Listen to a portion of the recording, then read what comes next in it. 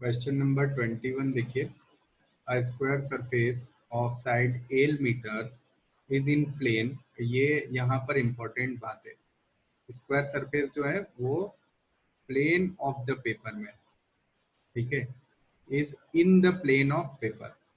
A uniform electric field E also in plane of paper. मतलब दोनों के बीच का एंगल कितना है, थीटा इक्वल टू 0 डिग्री, ठीक है ना। दोनों के बीच का एंगल कितना है, थीटा इक्वल टू 0 डिग्री। और हमें जो एंगल चाहिए होता है वो क्या होता है, एरिया वेक्टर और इलेक्ट्रिक फील्ड, है ना। हमें जो एंगल चाहिए होता है वो क्या होता है, एरिया वेक्टर और इलेक्ट्रिक फील्ड का। तो यहाँ अगर एरिया वेक्टर और इलेक्ट्रिक फील्ड के बीच का एंगल देखोगे तो कितना आएगा, एरिया वेक्टर और इलेक्ट्रिक फील्ड के बीच का एंगल आएगा 90 डिग्री, ठीक है ना।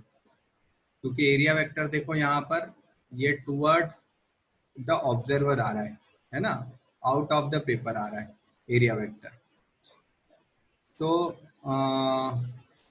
Lower half of the square surface, the electric flux in SI unit associated with the surfaces कितना होना चाहिए। फ्लक्स क्या होता है, flux phi is equal to E dot S cos theta. तो कॉस 90 कितना होगा, 0, मतलब टोटल फ्लक्स कितना हो जाएगा, 0। अब इसको एक बार और अच्छे से समझ लीजिए। यहाँ जो सरफेस दी है आपको, ये सरफेस और ये जो इलेक्ट्रिक फील्ड है आपको पेनिट्रेट करती हुई नजर आ रही है क्या। अगर पेनिट्रेट ही नहीं करेगी तो फ्लक्स बनेगा कैसे, इसलिए फ्लक्स 0 हो गया। अगर आप मैथमेटिकली देखना चाहते हैं फॉर्मूले से, तो एरिया वेक्टर किधर आ रहा है, एरिया वेक्टर जो है वो टूवर्ड्स द ऑब्जर्वर आ रहा है, मतलब आउट ऑफ द प्लेन आ रहा है, किसका, इस फ्रेम का, इस सरफेस का, है ना। और इलेक्ट्रिक फील्ड कैसी जा रही है, इलेक्ट्रिक फील्ड तो ऐसी जा रही है, और एरिया वेक्टर ये इस तरह से आ रहा है आपकी तरफ। तो इन दोनों के बीच में कितना एंगल है, 90 डिग्री का। तो phi is equal to E S cos 90 अगर लगाएंगे तो भी फ्लक्स क्या मिलेगा हमको, 0 मिलेगा। तो 0 वाला ऑप्शन हमारा करेक्ट है। इसका ऑप्शन देखिए डी। नेक्स्ट क्वेश्चन देखो, 26, a capacitor of capacity C1 charge up to V volt। C1 capacitor जिसका कैपेसिटी C1 है उसको V वोल्ट तक चार्ज कर दिया, and then connected to uncharge capacitor of capacity C2। Final potential पूछा है। तो चलो पहले शुरुआत में इस टाइप के क्वेश्चंस को करने की टेक्निक जो है, तरीका जो है, उसको ध्यान से आप देख लो। कितना चार्ज हुआ होगा, सपोज Q चार्ज किया, और Q चार्ज कितना होगा जो बैटरी ने दिया था, वो होगा C1 इंटू वी, क्योंकि V वोल्ट तक चार्ज किया था C1 को। ये हमारे लिए एक बात हो गई, ठीक है। उसके बाद टोटल Q चार्ज जो है वही तो डिस्ट्रीब्यूट हुआ है दोनों कैपेसिटर्स में। C1 को मिला होगा Q1 और C2 को मिला होगा Q2, यही हुआ होगा ना। अब Q1 इक्वल टू कितना लिख सकते हैं हम, C1 into V dash, V dash क्या है, कॉमन पोटेंशियल, और Q2 कितना, C2 into V dash equal to Q। और Q की वैल्यू देखिए ऊपर क्या दी है, Q की वैल्यू दी है हमने C1 V is equal to C1 plus C2 V dash. V dash हमें फाइंड करना है, तो C1 upon C1 plus C2 into V equal to V dash. ये कॉमन पोटेंशियल आ गया। आंसर चेक कर लीजिए एक बार कौन सा है, C1 upon C1 plus C2 into V. B option हमारा करेक्ट ऑप्शन है। नेक्स्ट क्वेश्चन देखो, ये क्वेश्चन आप ट्राई कर सकते हैं, बहुत ही सिंपल क्वेश्चन है। थोड़ा सा इसका डायग्राम देखकर और थ्योरी देखकर आपको लगेगा कि ये डिफिकल्ट है, बट क्वेश्चन इजी है। एक बार ट्राई करिए पहले, फिर सॉल्यूशन देखना। Two charges Q1 and Q2 are placed 30 centimeter as shown in figure. A third charge Q3 is moved along the arc of circle radius 40 centimeter from C to D. C से इस Q3 को D पर लाएं तो potential energy में इतना change होता है। कितना? इतना चेंज होता है। इसमें K कितना है, K की वैल्यू क्या है, वो हमें फाइंड करनी है। तो हम एक काम करते हैं, पहले तो इस क्वेश्चन में ये समझते हैं कि पोटेंशियल एनर्जी में कहाँ कहाँ चेंज मिल सकता है हमें। देखो Q1 और Q3 की पोटेंशियल एनर्जी कितनी है, अभी कितनी है? अभी Q1 और Q3 की पोटेंशियल एनर्जी है UAC is equal to 1/4πε0 Q1 Q3 upon 40 centimetre मतलब 0.4। ठीक है, और जब ये D पे आ जाएगा तो AD सिस्टम की एनर्जी कितनी हो जाएगी? देखो UAD is equal to 1/4πε0 Q1 Q3 upon कितनी डिस्टेंस है, आर्क बना रहा है मतलब ये उतना ही डिस्टेंस पे होगा, ये 0.4 सेंटीमीटर पे, 0.4 मीटर पे, हमने सेंटीमीटर को मीटर में लिया, 0.4 पे, मतलब UAC और UAD जो है वो तो इक्वल है। तो वर्क डन जो हुआ वो कितना हुआ? 0 हुआ। यहाँ वर्क डन कितना हो जाएगा? 0 हो जाएगा। क्यों 0 हो जाएगा? क्योंकि दोनों जगह एनर्जी ही इक्वल है ना। तो इसका मतलब है कि Q1 वाला पार्ट जो है वो तो हमारे कोई भी काम नहीं आ रहा है। अब Q3 और Q2 के बीच के एनर्जी में चेंज देख लेते हैं। अभी Q3 और Q2 के बीच की डिस्टेंस कितनी है? वो है 50 सेंटीमीटर, और जब D पे आ जाएगा तो कितनी हो जाएगी? 10 सेंटीमीटर। ठीक है ना? तो आप पहले ये वाली एनर्जी लिख लीजिए। कौन सी? UBC equal to 1/4πε0 Q2 Q3 Q2 upon distance है 0.5 सेंटीमीटर। UBD देखिए कितना है? UBD equal to 1/4πε0 and Q3 Q2 upon 0.1।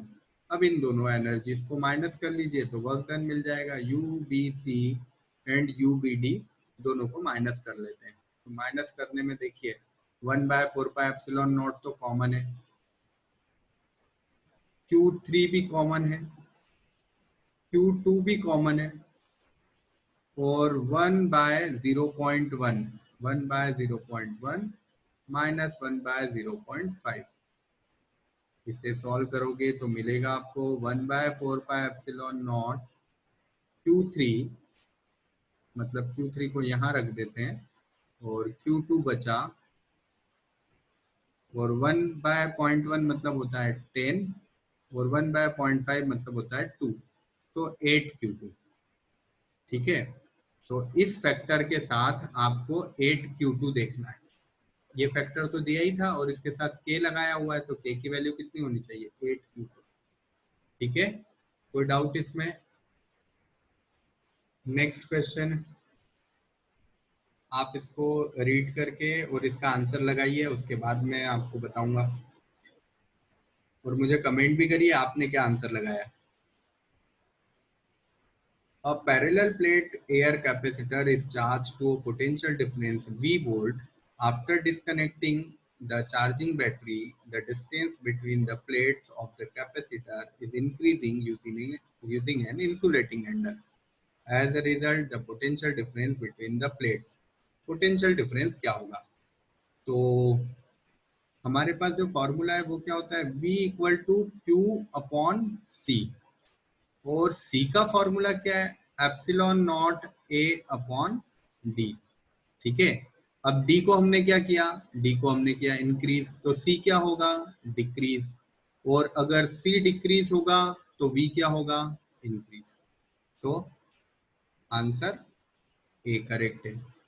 ठीक है, तो आप जो है वो, आपका आंसर क्या था? गलत आया है, सही आया है, करेक्ट हुआ है, नहीं हुआ है, मुझे कमेंट करिए। अगर सही हुआ है तो अच्छी बात है, नहीं सही हुआ है तो ऑनेस्टली मुझे कमेंट करिए। नेक्स्ट क्वेश्चन देखिए, ये कैसा है? ये बिल्कुल इजी क्वेश्चन है, ट्राई कीजिए। A hollow cylinder has a charge Q coulomb if phi is the flux in units of volt metre associated, volt into metre है ये यूनिट, है ना, associated with curve surface B, curve surface से phi flux निकल रहा है, ठीक है। The flux linked with the plane surface A in units of volt into metre will be, curve surface से निकल रहा है टोटल फ्लक्स पाई, तो टोटल फ्लक्स अगर देखें हम तो कितना होगा इस पूरे सिस्टम से, तो वो तो हमें पता ही है, टोटल फ्लक्स गॉस की थ्योरम लगाकर निकाल सकते हैं, क्यू बाय एप्सिलॉन नॉट होता है, और इसमें से कर्व सरफेस का आप माइनस कर दीजिए, तो आपके फ्लक्स जो है वो ए और बी सरफेस का फ्लक्स आ जाएगा, कितना फ्लक्स ए और फ्लक्स बी सरफेस का जो है वो आपका बचा है क्यू बाय एप्सिलॉन नॉट, ये टोटल फ्लक्स है, माइनस आपका फाई, ये कर्व सरफेस का है, ए और सी है, जो सर्कुलर सरफेस है वो ए और सी है, ये वाली और ये वाली, तो ए और सी का जो है वो कितना हो गया Q by epsilon not minus phi. अब देखिए ये दोनों इक्वल है ना, दोनों इक्वल है, तो आप ऐसा भी लिख सकते हैं 2 pi A is equal to Q by epsilon not minus phi, ठीक है। और अब फाई की वैल्यू निकाल लीजिए, pi A is equal to 1/2 Q by epsilon not minus phi, ये हो गया। देखिए किससे मैच हो रहा है, इससे मैच हो रहा है डी से, डी करेक्ट ऑप्शन, ठीक है। अच्छा, आप सबसे पहले क्वेश्चन को पॉज कीजिए, अपना आंसर निकालिए, करेक्ट आ रहा है नहीं आ रहा है, क्या प्रॉब्लम आ रही है वो भी मुझे कमेंट करिए, ताकि जो प्रॉब्लम आ रही है मुझे अगर पता चलेगी तो मैं उससे रिलेटेड कोई वीडियो या उससे रिलेटेड कोई क्वेश्चंस आपको सॉल्व करके बताऊंगा। नेक्स्ट क्वेश्चन देखिए क्या है, charge plus Q and minus Q are placed at A and B respectively which are at 2l distance, ये दोनों जो डिस्टेंस है ये कितनी है 2l है, and c is mid point, अब c मिड पॉइंट है मतलब ये डिस्टेंस भी l हो गई और ये वाली डिस्टेंस भी l हो गई, ठीक है। The work done in moving charge plus q along the semicircle CRD, अब यहाँ से आपको प्लस q चार्ज उठाना है और उठा के D पे ले जाना है, और पहले से A और B पे चार्ज जो रखे हैं वो कितने रखे हैं plus q and minus q। अब देखिए माइनस q से तो इस q की कोई डिस्टेंस चेंज ही नहीं हुई, इसलिए इस एनर्जी में तो कोई चेंज नहीं आने वाला, इस पेयर की कौन सी एनर्जी में चेंज नहीं आने वाला है, u minus Q plus Q, इस एनर्जी में कोई भी चेंज नहीं आएगा, तो ये तो जीरो है, लेकिन प्लस स्मॉल क्यू और प्लस कैपिटल क्यू इसमें चेंज आने की पूरी पॉसिबिलिटी है, पहले एल डिस्टेंस है बाद में 3l डिस्टेंस हो गई, ठीक है। तो क्या हो जाएगा delta u is equal to 1/4 pi epsilon not, कितनी हो गई final energy plus Q into capital Q upon कितनी डिस्टेंस हो गई, ये है टोटल 2l और ये डिस्टेंस कितनी हो गई l, तो total distance 3l minus 1/4 pi epsilon not plus Q into Q upon l, तो सारी चीजें कॉमन आ जाएगी, 1/4 pi epsilon not Q capital Q L, ये प्लस है, और यहाँ आया 1/3 minus 1, so it will be 2/3, so 2/3 into 1/4 pi epsilon naught plus q